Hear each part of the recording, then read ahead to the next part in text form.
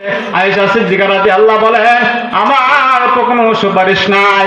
শুধু তাই নয়, হযরতে আয়েশা সিদ্দিকা রাদিয়াল্লাহু বলেন তারপর কি করা যাবে না, হযরত খুলাইব বিনতে খালিদ রাদিয়াল্লাহু বলেন আমি যখন নাকি হযরতে খালিদাতুল কুবরা সাহাবী মহিলা এবার প্রশ্ন করলেন এবং যখন নাকি খুলাইব বিনতে যখন গল্প শুরু করতেন এবং যখন নাকি নবী সাল্লাল্লাহু আলাইহি ওয়াসাল্লাম যখন নাকি তেলাওয়াত করতেন চোখের পানি বুড়ি টলবল করে পড়ে যেত। সুবহানাল্লাহ বলেন।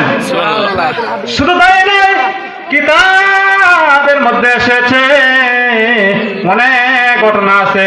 এই জন্য আমার মা বোনেরা যারা আছেন আজকে তো আপনারা ব্যাপার দ্বারা চলাফেরা করেন, আজকে আপনি ব্যাপার দ্বারা উল্টো চলাফেরা করেন, স্বামীকে কষ্ট দেন। আল্লাহ রাসূল সাল্লাল্লাহু আলাইহি ওয়াসাল্লাম হাদিস শরীফের মধ্যে বলেন তুমি যদি স্বামীকে যদি পরামর্শ নিয়ে চলো এবং তোমার স্বামী যেভাবে চলে তুমি সেইভাবে মানা যায় অনুযায়ী তুমি পরামর্শ নিয়ে চলো, তাহলে আমার রাসূল বলেছেন দুখুলিল জান্নাহ। তাহলে আমার রাসূল বলেছেন ওই স্বামী বলেছেন এক বছর গলেকে দিয়েছেন 5 প্রকার গুনাহ আছে।